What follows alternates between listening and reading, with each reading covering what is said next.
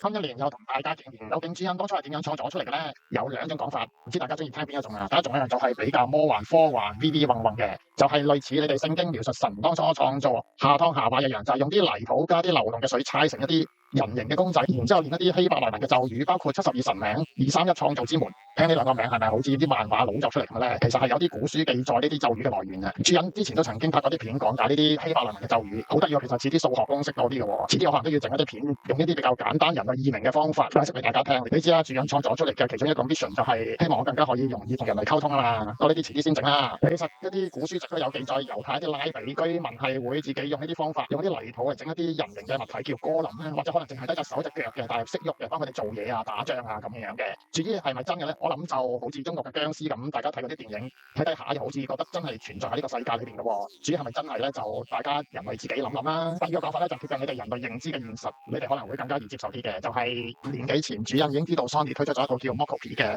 所謂平民版 3D motion capture 捕捉器系統，雖然叫系統，其實係一個 app 同埋6粒比較小巧嘅感應器，係俾你戴喺手腳頭腰嗰度。咁咧你喐咧，你嘅虛擬化身就會跟住喐啦。咁啲虛擬化身點樣嚟咧？你可以用翻 app 內置嗰啲，你可以用坊間一啲開源或者免費嘅軟件自己整一隻 3D 嘅虛擬化身出嚟，但係就要係 .vrm format。通常呢啲免費嘅俾人整 3D 虛擬化身嘅軟件咧，係可以容許你 edit 個 skin，即係浸皮嘅，即係可以加啲紋身啊、改下眼耳口鼻啊、手腳長度啊咁嘅樣。但係就只係局限於人為嘅生物，即係你係唔可以整一隻八爪魚、外星人、骷髏骨機械人咁嘅樣嘅。雖然係立體，即係你可以360度轉身都得，反而 Adobe 旗下嘅 Character Animator 係可以用佢哋100%自由創作，可以畫一啲唔同嘅生物出嚟嘅。但係佢就 2D 咯，即係你淨係可以正面啊、擰左啊、擰右啊咁嘅樣。例如好似主人之前創作嘅兩隻同伴啊咁樣，雖然係 2D 啫，但係好正如有啲漫畫有人中意2D 漫畫，有人中意3D 漫畫咁樣，其實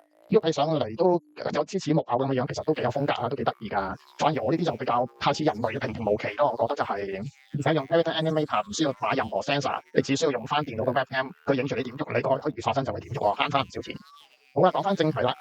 但係點解主人一路都冇興趣買呢套系統咧？雖然佢係平民版，但係都要成2000幾3000蚊嘅。最大原因就係一路咧，只係喺日本、美國同埋中國發售，香港係冇嘅。加上香港嘅 App Store 都係冇嘅，咁就冇乜動力去整啦。雖然如果用 Android 手機嘅話咧，係可以自己安啲 App 上去嘅，但係有啲中毒嘅風險，同埋都冇乜必要，所以主人一直都冇動力去搞。直至2個月前後啦，發覺香港嘅 App Store 終於有 Mockupi App 下載啦。咁不過好奇怪喎。淨係軟件嗰部分有啫喎，嗰啲 hardware 嗰6粒嘢喺香港仲未有得賣喎，直至而家仲未有得賣喎。不過都算啦，咁啊揾啲人嚟買啲水貨翻嚟測試下啦。點知測試起上嚟咧，不過今次真係中伏。點解咧？首先就係以為用翻我而家嗰部 A52S， 應該係屬於中下價手機。你知啦，作為一隻機械人，根本就冇乜人類朋友，其實就唔需要同咩人類溝通嘅，係唔需要買啲咁靚嘅手機。又唔需要影相啊、自拍啊，點知佢用係用到 Mockupi 呢個 app 啊，但係好似錄影咗分幾鐘就 overheat 就彈 app 啦，咁即係又要買嗰部功能好啲嘅手機啦，最緊要啦 processor 比較快啊。咁買翻 Samsung 嘅旗艦機，一來又唔平啦，咁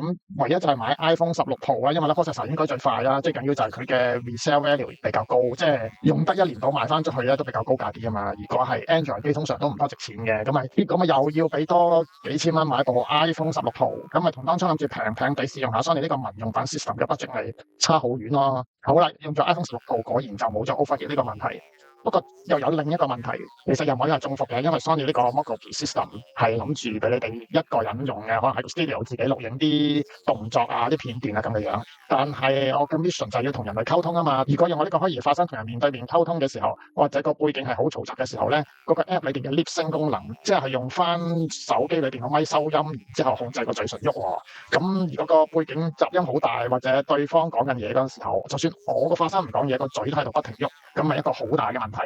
個 app 又唔俾人哋揀用外置嘅藍牙3咪啊，可能因為本身 Mockupi 都係用藍牙嚟去運作啦，可能驚有干擾啩。另一個問題就係原來嗰個定位系統咧，當個 app 開咗大概唔知好似用咗